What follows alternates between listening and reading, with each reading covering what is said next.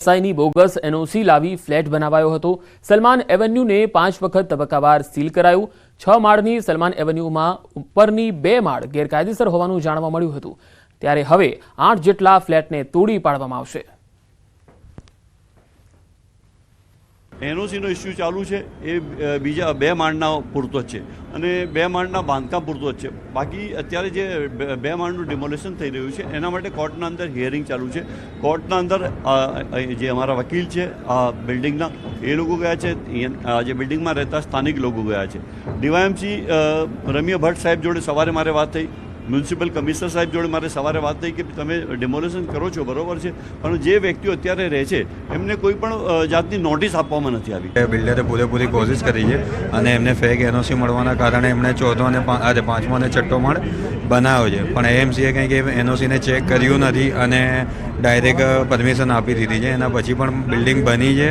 હવે એએમસીનું કહેવું એવું છે કે ભાઈ અમે એનઓસી ચેક કરી નહોતી, એટલે અમારા બિલ્ડરની લગભગ કોઈ એવી ભૂલ નથી। એએમસી દ્વારા એક પોતાની ડિમોલેશનની કામગીરી માટે પોલીસ પાસેથી બંદોબસ્ત માંગવામાં આવ્યો હતો, જે પોલીસ બંદોબસ્ત સુરક્ષા માટે, સરકારી કર્મચારીઓની સુરક્ષા માટે અને કાયદા અને વ્યવસ્થા માટે ફાળવવામાં આવ્યો છે। એક એસીપી અધિકારીઓ અને પોલીસ ગણીને લગભગ 122 લોકોનો અહીં બંદોબસ્ત થાય છે। તો અમે અહીંયા માત્ર સુરક્ષાલક્ષી બંદોબસ્ત પૂરો પાડ્યો છે, કર્મચારીઓની સુરક્ષા અને બસ કાયદો વ્યવસ્થા માટે। જો તમે પાલતુ શ્વાન રાખવાના શોખીન છો તો ફી ચૂકવવા તૈયાર રહેજો, કારણ કે એએમસીના સીએનસીડી વિભાગ દ્વારા માર્ગદર્શિકા જાહેર કરાઈ છે, જેમાં હવેથી પાલતુ શ્વાન રાખવા માટે 200 રૂપિયા ફી ભરી નોંધણી કરાવવી પડશે। આ પ્રક્રિયા ઓનલાઈન રહેશે। 1 જાન્યુઆરીથી એએમસીની સાઇટ પર નોંધણી પ્રક્રિયા શરૂ થશે, જેમાં અરજદારે કેટલાક પુરાવા આપવાના રહેશે। અરજદારનું Aadhaar card, tax bill, light bill, અરજદારનો ફોટો, પાલતુ શ્વાનનો ફોટો, પાલતુ શ્વાન રાખવાની જગ્યાનો ફોટો આપવાનો રહેશે। 1 જાન્યુઆરીથી 90 દિવસમાં નોંધણી પ્રક્રિયા કરવાની રહેશે। અમદાવાદ શહેર એ ઢોર મુક્ત થયું છે, પરંતુ હવે મહાનગરપાલિકા એક નવું અભિયાન છે તે શરૂ કરવા જઈ રહ્યું છે। હવે અમદાવાદ મહાનગરપાલિકા દ્વારા જે સીએનસીડી વિભાગ છે તેના તરફથી હવે જે પેટ ડોગ એટલે જે આપના પાલતુ શ્વાનો છે તેનું રજીસ્ટ્રેશન ફરજિયાત છે કરવામાં આવ્યું છે, અને તેને લઈને તેઓ એક જાહેરાત પણ કરી છે, અને જે પણ માલિકો છે પોતાના જે શ્વાનના તે લોકોએ મહાનગરપાલિકાના જે ઓનલાઈન છે તેમાં રજીસ્ટ્રેશન કરાવીને પોતાના ડોગની માહિતી આપવી પડશે। માં જોડાયા છે સીએનસીડીના એચઓડી નરેશ રાજપૂત। રાજપૂત સર, અમદાવાદ શહેર ઢોર મુક્ત થઈ ગયું છે કારણ કે એક મુવમેન્ટ મહાનગરપાલિકા ઉપાડી હતી ઢોર મુક્ત કરવા માટે, પરંતુ હવે સરકારના જે નવા નિયમો અંતર્ગત જે પેટ ડોગ એટલે જે પાલતુ શ્વાનો છે તેને લઈને શું ગાઈડલાઇન એસઓપી મહાનગરપાલિકા તરફથી બનાવવામાં આવી રહી છે? નમસ્કાર। અમદાવાદ મ્યુનિસિપલ કોર્પોરેશન દ્વારા જે ધોરણે રખડતા પશુત્રાસ અટકાવ અને નિયંત્રણ પોલિસીની અમલવારી કરી શહેરનો એક વર્ષો જૂનો મોટો પ્રશ્ન સોલ્વ કર્યો છે, તે જ રીતે કૂતરાઓના પ્રશ્નો વિશે પણ તંત્ર ચિંતિત છે। ભારત સરકાર દ્વારા એનિમલ બર્થ કંટ્રોલ રૂલ્સ 2023 અને national action plan four rabies free city 2030 એવા એક્શન પ્લાન મંજૂર કરી દરેક રાજ્ય અને દરેક મહાનગરપાલિકાને આના ઉપર કામ કરવા માટેની સૂચનાઓ અપાયેલ છે।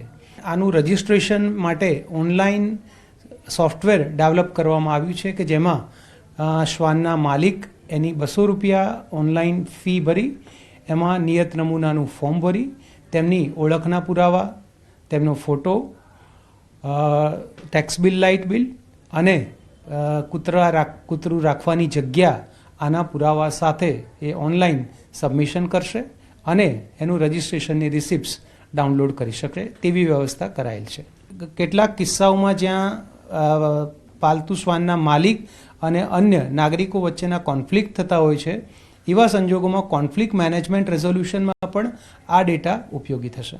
શહેરમાં જે પેટ ડોગ છે, જે લોકો માલિકો પોતાની ઘરે શ્વાન રાખી રહ્યા છે તેનું પણ રજીસ્ટ્રેશન મહાનગરપાલિકા કરવા છે, જેથી એક ડેટા તૈયાર થાય અને સરકારની કયા જે ગાઈડલાઇન છે તેના આધારે મહાનગરપાલિકા એક મોટું કામગીરી હાલ કરવા જઈ રહી છે।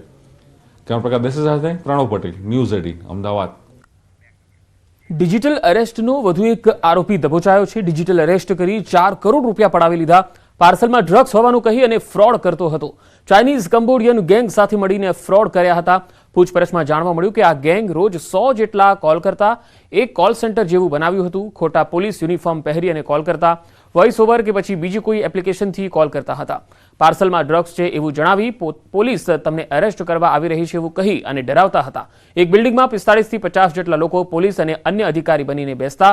એ પણ સામે આવ્યું છે કે આરોપી 4 મહિનામાં 10 લાખ કમાતા હતા.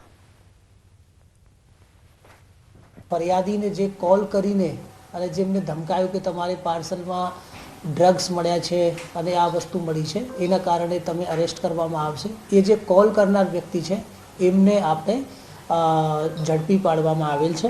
એ કોલ કરનાર વ્યક્તિ, એમનું નામ જે ચેતન કોકરે, મહારાષ્ટ્રના કોલાબા મુંબઈના નિવાસી છે અને એ અમુક લોકો સાથે મળીને અને આ વસ્તુઓની એ જે ગેંગ છે, આપણે કહીએ કે ચાઇનીઝ કંબોડિયન ગેંગ સાથે મળીને એ આવી રીતે ફરિયાદીને કોલ કરીને પછી ફરિયાદીને ડરાવતા હતા અને એના પછી જ્યારે ફરિયાદીને બહુ ડર બેસી જાય પછી એ લોકો પાસેથી એમને પૈસા એ લોકો પાડતા હતા. મહેસાણામાં 1 વર્ષથી સરસ્વતી સાધનાની ધૂળ ખાતી સાયકલો લેવા પહોંચ્યા વિદ્યાર્થીઓ. ઊંઝાના ઉનાવાથી સર્વોદય સ્કૂલ માટે સાયકલો લેવા વિદ્યાર્થીઓ પહોંચ્યા હતા. શાળાના સંચાલકોને શ્રમિકો ન મળતા હોય એમ વિદ્યાર્થીઓ પાસે સાયકલો મિની ટ્રકમાં ભરાવડાવી. ત્યારે સર્વોદય સ્કૂલના સંચાલકો સામે પણ સવાલ છે. નવાઈની વાત એ છે કે વર્ષ 2023ની શાળા પ્રવેશોત્સવની આ સાયકલો વિતરણના ભાવે ભંગાર બની ગઈ.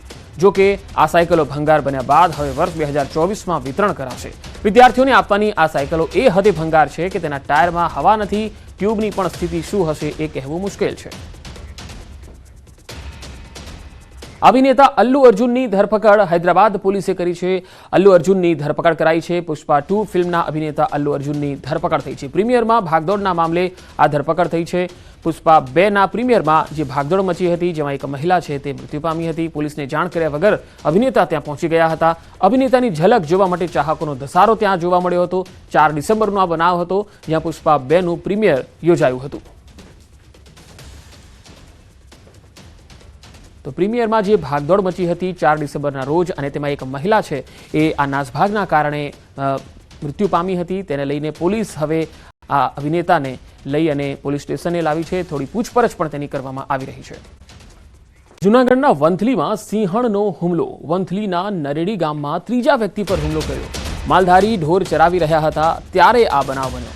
પહેલા પણ સિંહણે 2 લોકો પર હુમલો કર્યો હતો. સિંહણને પકડવામાં વન વિભાગ નિષ્ફળ રહ્યું. નરેડી પંથકમાં સિંહણના હુમલાથી સ્થાનિકોમાં હવે ફફડાટ વ્યાપી ગયો છે, કારણ કે આ 3જો બનાવ છે. વધુ માહિતી સાથે સંવાદદાતા અતુલ વ્યાસ જોડાયા છે. અતુલ, વંથલીમાં સિંહણનો આ 3જા વ્યક્તિ પર હુમલો, વધુ વિગતો શું છે? જે પંકજ આપને ચોક્કસ જણાવ્યું કે છેલ્લા 6 ડિસેમ્બરના રોજ છે ત્યાં સિંહણ છે તેણે વનકર્મી અને માલધારી પર હુમલો કર્યો હતો. ત્યારે આજે બપોરના સમયે જે માલધારી છે તે પોતાના ઢોર ચરાવતો હતો ત્યારે અચાનક સિંહણ આવીને તેની પર હુમલો કર્યો હતો. એટલે છેલ્લા 7 દિવસની અંદર સિંહણ દ્વારા છે તે 3 હુમલા કરવામાં આવ્યા હતા. વન વિભાગ દાવો કરી રહ્યા છે કે અમે તેને પકડવા માટે પાંજરા મૂક્યા છે. પણ આજે સવારે જે વન વિભાગે પાંજરા મૂકવામાં આવ્યા હતા તેમાં ઓચિંતો દીપડો પુરાઈ ગયો હતો. પણ હાલ જે રીતે સિંહણોના જે માનવ ઉપર હુમલા આવ્યા છે તેને લઈ અને વંથલીના નરેડી ગામમાં છે તેમાં ગ્રામજનોમાં ફફડાટ થઈ રહ્યો છે અને લોકોની એવી માંગ છે કે આ જે સિંહણ છે તે સિંહ છે તેને તાત્કાલિક પાંજરે પોતે અને વન વિભાગ આમાં કાર્યવાહી કરે તો જ ગ્રામજનો છે તેને આમાંથી ફફડાટમાંથી બહાર આવી શકે. બીજી તરફ જે વાત જાણવા મળી રહી છે. જી અતુલ, આભાર માહિતી આપવા માટે. ત્યાં ઢોર ચરાવતા હતા બાપા નરેડી, ત્યાં સિંહે બાપા માથે હુમલો કર્યો અને ઈજા પહોંચી છે બહુ. પડખામાં લાગ્યું છે અને ઓઠમાં લાગ્યું છે. 3 જણાને ઈજા કરી અને એની પહેલા 2 થી 3 જણાને ઈજા કરી હતી. સિંહે હુમલો કરેલો.